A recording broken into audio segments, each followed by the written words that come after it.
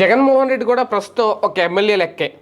కాకపోతే ఆయన ప్రతిపక్ష నాయకుడు, ప్రధాన ప్రతిపక్ష హోదా లేకపోయినా ఆయనే విపక్షంగా ఆయనే ఉన్నారు కాబట్టి, ఇంకా ఆ పార్టీ ఉంది కాబట్టి ఏకైక పార్టీ, ఇంకా ఖచ్చితంగా వాళ్ళే విపక్షం.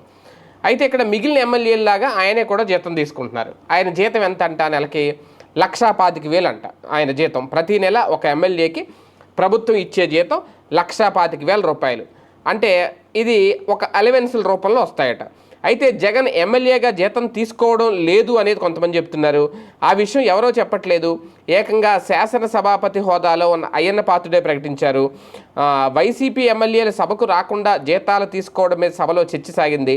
సభకు రాకుండా జీతాలు తీసుకొని ఎమ్మెల్యేల విషయం చర్చించేందుకు ఎథిక్స్ కమిటీకి సిఫార్సు చేయాలి అని చెప్పి పలువురు ఎమ్మెల్యేలు ఈ సందర్భంగా కోరారు. ఈ విషయంలో స్పీకర్ అయ్యన్న పాత్రుడు మాట్లాడుతూ వైసీపీ ఎమ్మెల్యేలకు బాధ్యత ఉందని సభకి రావాలని అన్నారు. ప్రభుత్వం తరపున జీతాలు తీసుకుంటున్న వారు సభకు ఎందుకు రారు అని ఆయన ప్రశ్నించారు. అదే సమయంలో వైసీపీ ఎమ్మెల్యేలు అంతా జీతం తీసుకుంటున్నారు, ఒక్క జగన్ తప్ప ఆయన స్పష్టత ఇచ్చారు. దీంతో ఈ విషయం ఇప్పుడు సోషల్ మీడియా వేదికగా చర్చ సాగుతుంది.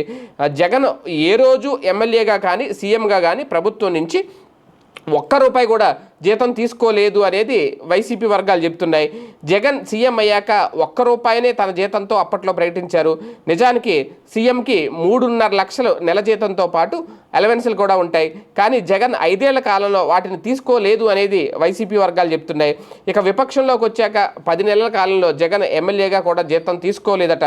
స్పీకర్ స్వయంగా ఆ విషయం ప్రకటించడంతో వైసీపీలో ఒక్క జగన్ తప్ప మిగిలిన 10 మంది జీతాలు పుచ్చుకుంటున్నారు అనేది కూడా తేటతెల్లమైంది.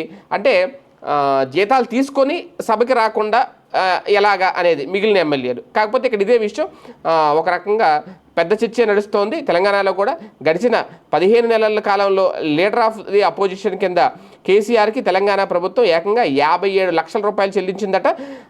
అక్కడ అధికార కాంగ్రెస్ నేతలు చెప్పుకొస్తున్నారు జీతం తీసుకుని కేసీఆర్ సభకు ఎలా గైర్హాజరవుతారని.